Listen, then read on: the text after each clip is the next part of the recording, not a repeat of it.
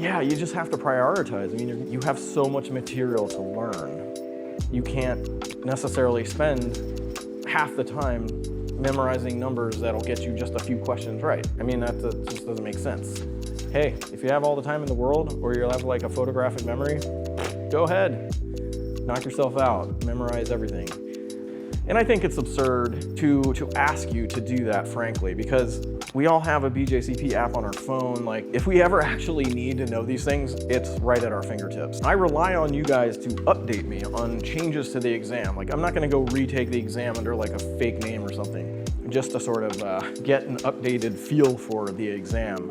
But you guys do fill me in, and I appreciate that. And please do, in the comments or email me or whatever, and let me know what you've seen on the exam when it comes to this stuff. What's up, beer geeks? I'm here at Old Devil Moon, my bar in San Francisco.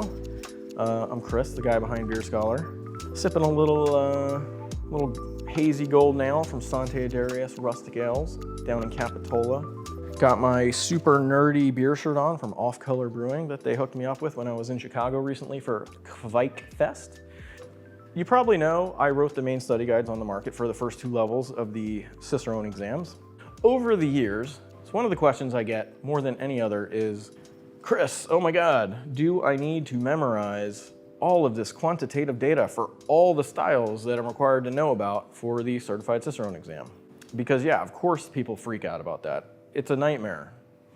You're really gonna memorize the ranges of ABV, SRM, IBU for like, I don't know, what is it, like 50 beer styles or something? I mean, that's totally absurd. The short answer, I guess, is no. You don't really need to memorize all that. I'm gonna give you the more detailed answer though.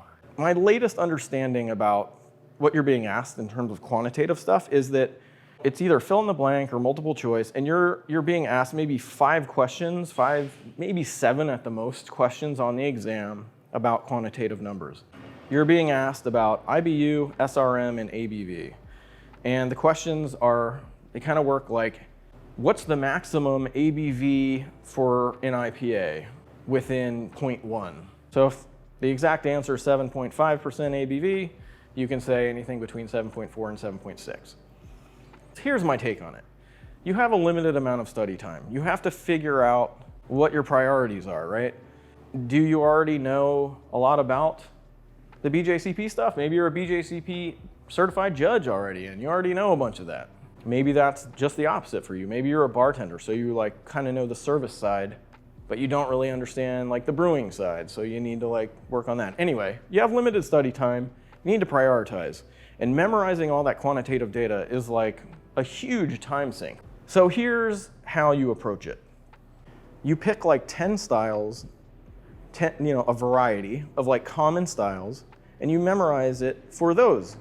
When you memorize it for those, you're starting to get this like big picture view of what is normal in terms of SRMs, IBUs, and ABV ranges.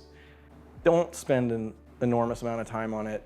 Pick some styles, memorize it for a few styles, go into the test, make some educated guesses, and don't sweat it. You're gonna miss a couple of those, it's not gonna sink you. And that's pretty much it. It's not that complicated. You don't need to memorize them all. This maybe isn't necessary for the certified exam, but this is what I did to ramp up for the advanced exam, which I passed. Again, like I still didn't, even for that exam, I didn't memorize all that information. But what I did do is chart it out for like every style, just to see what the relationships are. You'll be surprised some of the stuff you learn, like how there's like overlap between styles that you would have never thought there was overlap for, like that some sorts of Pilsners can be as bitter as IPAs, stuff like that. I don't know, that was like my way around it. I'm sorry, I'm not good at memorizing tons and tons of numbers like that. I think most people aren't. That said, definitely do know all about the qualitative, information for all these styles. You should know everything about these styles and their histories, how they're developed, where they're from, even the water profiles that are used to make them. That stuff you should know for sure. But the numbers, make some flashcards for those 10 you pick, memorize those. You're obviously a serious beer nerd.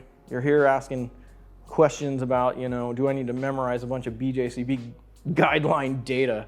Hit the frickin' like button and subscribe to my channel. This is what I'm all about. No BS, no hype, no clickbait content. You're a beer scholar too. So hang with me, subscribe.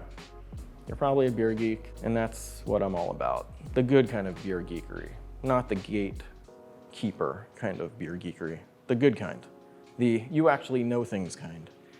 Good luck with your studying, good luck with your test. Cheers, y'all. Bus stop right out front. There may be a little noise here. Yeah. Another bus. This is insanity. Another bus. This is crazy. Ooh, little action outside here. Ooh, real loud out there. They're just coming like every like 2 minutes right now. You'd think San Francisco had a good public transit system based on that. They don't.